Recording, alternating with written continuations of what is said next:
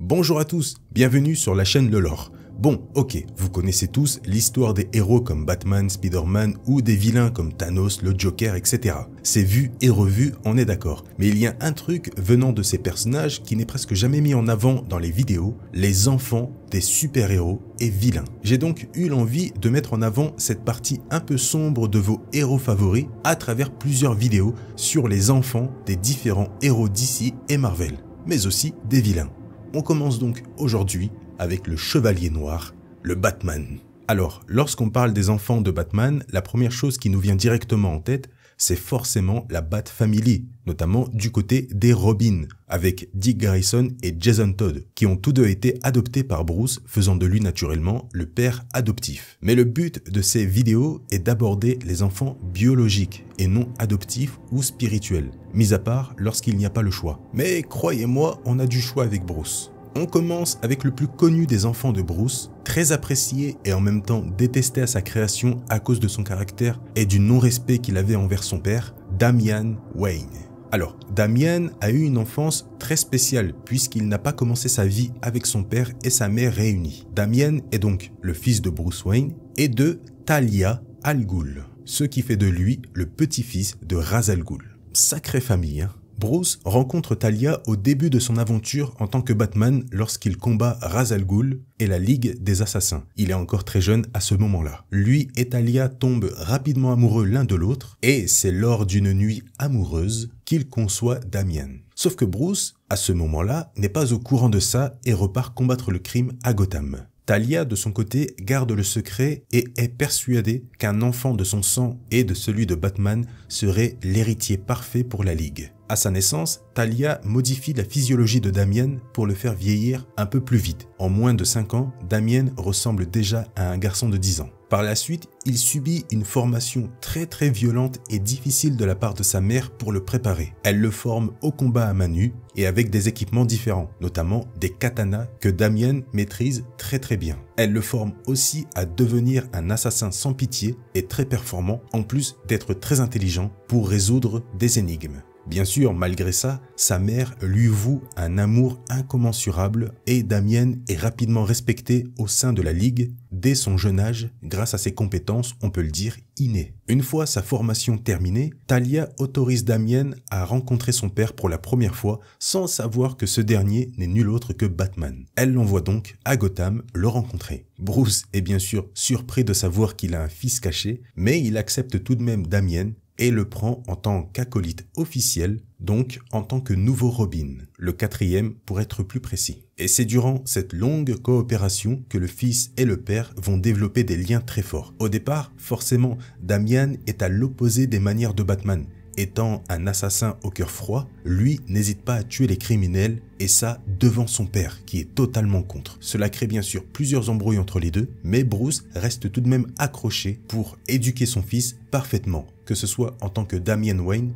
ou en tant que Robin. Bruce va tout faire pour améliorer le comportement de son fils tout en améliorant son comportement de père envers lui, puisqu'il avait tendance à éduquer Damian en tant que Batman et non en tant que Bruce Wayne. Et avec le temps, Damian réussit à calmer ses pulsions meurtrières par respect pour son père qu'il admire énormément à un tel point qu'il souhaite devenir exactement comme lui. Pour lui, son père est la représentation de la perfection. Il aime aussi énormément Alfred et surtout, il adore les animaux. Il va même réussir à créer un lien très fort avec celle qui deviendra sa belle-mère, Selina Kyle. Malgré son côté très égocentrique à vouloir prouver qu'il est le meilleur Robin tout en étant l'héritier parfait de Batman, Damian est l'un des Robins les plus intéressants et les mieux développés des 4 qui ont existé. Non pas que Dick, Jason et Tim n'étaient pas intéressants, je ne dis pas ça, mais disons qu'ils sont devenus vraiment bons et attachants lorsqu'ils ont volé de leurs propres ailes,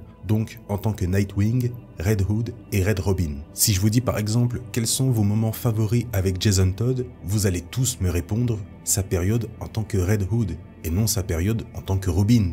Damian est en réalité le mélange parfait de ces trois-là. On passe au prochain, ou la prochaine plutôt, cette fois-ci dans l'univers d'Injustice. On reste dans le même registre avec Athanasia al Ghul. Et oui, encore un enfant avec Talia. Au contraire de son frère, Athanasia a été gardée secrète par Talia et a passé sa vie en grandissant dans la Ligue des Assassins aux côtés de sa mère et de son grand-père, Ra's al Ghul. Elle subit, comme son frère, différents entraînements, que ce soit à l'arme à feu, au corps à corps, etc. Par contre, ces entraînements sont moins fréquents que ceux de Damienne, n'étant pas choisie comme une héritière, contrairement à lui. N'en reste pas moins qu'elle gagne aussi le respect des siens grâce à ses exploits. Un jour, alors qu'elle est envoyée en mission au Mexique, elle se fait tuer par El Diablo. Elle est, malheureusement pour elle, plongée dans le puits de Lazare et revient à la vie, mais sans son humanité. À partir de là, elle débloque complètement psychologiquement et devient extrêmement violente et sans scrupules. Elle passera le plus clair de son temps à servir son grand-père, qu'elle voit comme une sorte de dieu, mais surtout sa mère, puisque Athanasia a un énorme complexe d'infériorité par rapport à Damienne. Forcément, Talia voit beaucoup plus d'intérêt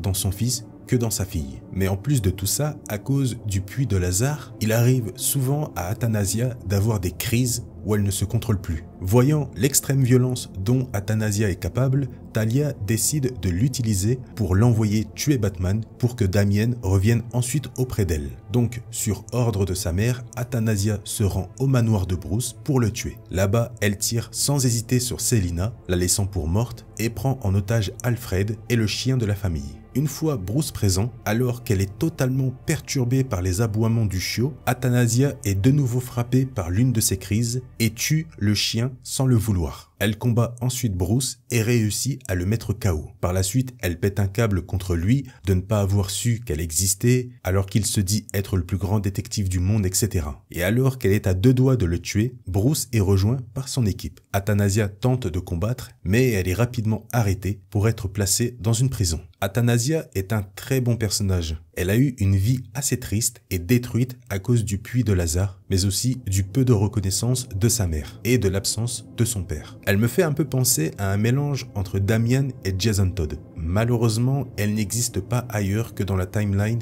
Injustice. C'est vraiment dommage. Cette fois-ci, allons dans le pire univers de Batman, celui de Batman Metal. L'univers aux excellentes idées, horriblement exécutées. Alors, il n'y a pas grand chose à dire sur elle, mais je voulais vraiment la mettre dans la vidéo parce qu'elle fait partie de la famille de Bruce, mais aussi parce que, comme je l'ai dit, des idées excellentes dans l'univers métal, mais très mal exploitées. C'est le cas de K'Ul, K-U-2-L. K'Ul est une super vilaine se battant aux côtés du Batman qui rit. Durant la bataille, lorsque Wonder Woman la combat, elle est très impressionnée et surtout très intriguée de voir que K'Ul se bat comme une Amazone. Et c'est là qu'elle lâche à Diana qu'elle est tout simplement responsable de sa formation, puisqu'elle est sa fille à elle et à Batman. K'Ul est donc la fille de Wonder Woman et de Batman dans une dimension du multivers noir. L'idée est vraiment géniale et cohérente. Surtout que Bruce et Diana ont entretenu une relation très crédible dans l'un des univers du multivers noir qui a ensuite créé l'excellent Batman l'impitoyable. Puis le personnage de K'Ul, désolé du jeu de mots, son chara-design est vraiment cool. Mais bienvenue dans l'univers métal, malheureusement, il n'y a rien de plus sur ce personnage. Super bidé, totalement gâché, comme cet événement en général de toute façon. Je suis désolé, mais un enfant de Batman et de Wonder Woman, tu fais tout pour le mettre en avant. Enfin bref. Parlons maintenant de l'un des personnages les plus cool de ces dernières années. Elle est toute nouvelle dans cette version par rapport aux autres, mais vraiment géniale. Helena Alfreda Wayne, la fille de Bruce Wayne et Selina Kyle. Et oui, le fameux duo Catwoman-Batman sont parvenus à avoir un enfant. Et tout ce qu'on peut dire, c'est qu'ils ont très bien travaillé. Alors, il existe déjà une première version de Helena dans un avenir possible sur une autre terre où elle devient Huntress. Mais là, nous allons parler de la version prime du personnage, donc de sa véritable existence dans l'univers actuel de Batman, plus précisément dans son futur. Contrairement à Selina et Bruce, Helena grandit dans la joie avec deux parents très aimants. Ils sont vraiment très gaga avec leur fille, notamment Selina qui est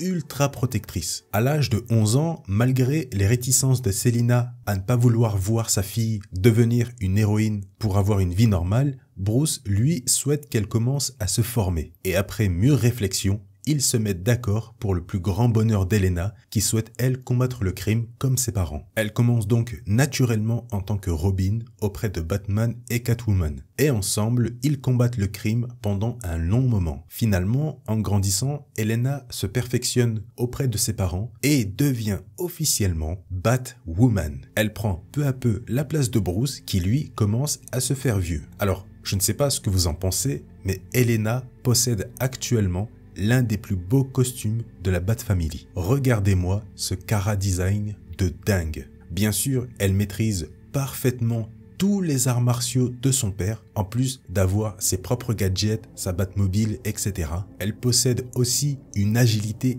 extrêmement bien développée grâce à sa mère, mais en plus de ça, comme son père, Helena est une excellente détective. Pour dire, elle est considérée à ce moment-là comme la meilleure détective du monde. Mais en plus de tout ça, Helena est très aimante envers les gens, une chose qu'elle tient plus de sa mère que de son père. Et en tant que Batwoman, elle respecte autant que Batman la loi, notamment celle de ne pas tuer. Helena est finalement la parfaite symbiose de Batman et Catwoman.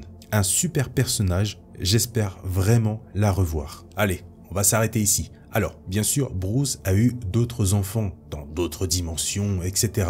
Mais j'ai nommé, selon moi, les plus importants et les plus intéressants. J'espère en tout cas que cette nouvelle vidéo sur la chaîne Le Lore vous a plu. On n'oublie pas le petit like, ça récompense le travail fourni, le commentaire pour le référencement et me dire quel est votre personnage favori de cette vidéo. Damien, Helena, bref. Dites-moi tout ça dans les commentaires. Je vous laisse là-dessus et on se dit à une prochaine sur la chaîne Le Lore.